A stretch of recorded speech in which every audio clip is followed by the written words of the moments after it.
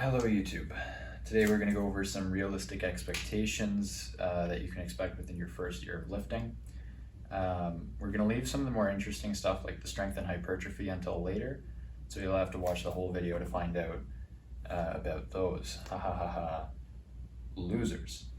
I kid, of course, but I was serious about the other things. We're going to start by taking a look at other changes which are likely to occur in your first year of lifting, some of which may be uncomfortable to you. The first thing we're going to talk about is appetite. Training, especially training frequently, is going to lead to you being a lot hungrier in general. You're going to find yourself wanting to eat more. That's a good thing. You should fall in line with the desires of your body in that case, as the increase in food is going to be what's actually going to cause you to grow and develop and get the benefits out of lifting. Another thing likely to change is potentially greatly increased mobility. Personally, I was always more flexible than the average person, but lifting especially brought my hamstrings, my hips, my calves far more flexible than they ever used to be. Now you could also experience this in your spine. You could get a lot more spine flexibility going on, or shoulder flexibility. If you weren't able to bring your hand above your head before, you may after the first year of lifting. You'll also probably see an increase in overall confidence. Any pride in yourself is likely going to increase as well, and you may find yourself starting to want to show off feats of strength or your body. And there's nothing wrong with that. It's a natural result of pride in your hard work. In both regards, however, I ask that you stay safe and stay considerate. Don't hurt yourself trying to lift something that is too heavy just to impress people. And make sure that if you're going to show off your body, show it off in an appropriate and reasonable manner. Last thing before the strength and hypertrophy is the potentially uncomfortable part. So you've been warned, if topics of a sexual nature disgust you, I recommend you skip ahead in the video to the place I have timestamped. Especially as a young man, you'll find that once you begin training regularly and become more anabolic as a person, you'll likely experience a higher density of horniness. That is to say, you'll find yourself getting horny more often. It's not strictly a good or bad thing, but it is, something to note. Now, that probably won't apply to everyone equally, but I've heard anecdotal reports from other people that this is the case, and in my experience, it's true. So if you don't have some kind of girlfriend or partner, because I know that my audience is very likely nearly completely male, I would recommend acquiring one so that you can actually have a more healthy and safe outlet for any changes in your libido that might occur. With that out of the way, let's get to what you probably came for, the meat and potatoes, strength and hypertrophy. I would personally highly recommend going into your first year of lifting with low or no expectations, with a caveat. Don't use low or no expectations as an excuse not to train hard.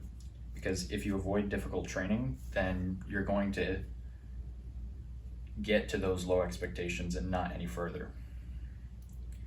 But if you do train hard, you'll exceed your low expectations and you'll be pleasantly surprised. That said, you'll likely experience the fastest gains of your life in both strength and hypertrophy. And I'd also like to clarify something. A lot of people get this messed up. New gains are not a window of time. They're more like a threshold, which with you get to a certain point where the gains are made very easily. So it's not like, oh, you start training and you have 2 months of new gains and you need to capitalize on them as much as possible. And that only happens because when you start training, you're weak and you're small, generally speaking.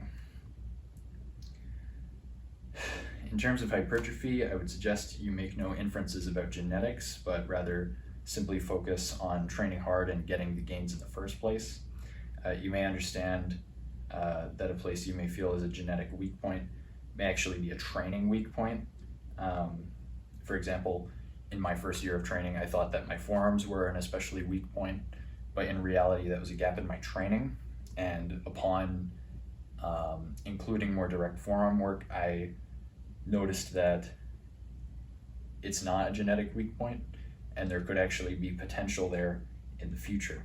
We'll talk about in other videos how to attack weak points and bring them up to speed. You'll probably put a few inches on most of your extremities in the first year. I don't ever remember taking measurements when I started lifting, but I do know that my measurements were certainly smaller than they are now, especially in the chest area and the arms and legs. Let's see. You'll notice your arms, chest, and lats, glutes, and legs will especially get thicker and more visually appealing, provided you're able to train hard and eat enough to support your growth. Now, in terms of strength, I would like to state first, I'm not a strength coach, nor am I qualified to advise you on strength, but as something of a late beginner or early intermediate myself, I will say this: strength is slightly more genetic dependent than hypertrophy. Some people are really gifted, others are not so much. I don't consider myself particularly gifted. I kind of sit right in the middle of the bell curve. And for me, about a year into lifting, I'm just under a 2-plate bench and a little bit under a 3-plate squat. Mind you, I didn't spend most of that time working in strength-oriented rep ranges. Also, as a side note, I personally don't deadlift, but perform other hip hinges, mostly just because my goal is bodybuilding and not strength. I also just don't really like deadlifting.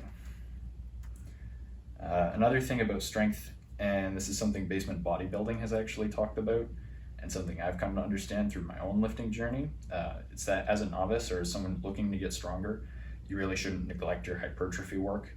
Do your sets of 8, 10, 12, and 15, even on your compound movements. Make sure that you're using a wide range of motion, trying to utilize as good a mind-muscle connection as you can to actually hit the target muscle.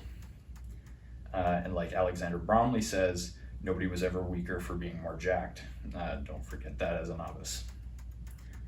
Now going on to our conclusions. The first year of lifting is one which can be somewhat stressful for the trainee, which is why, if nothing else, I say this to you: don't worry too much about pushing progress. Learn to enjoy the process, learn to fall in love with training, and you will see success.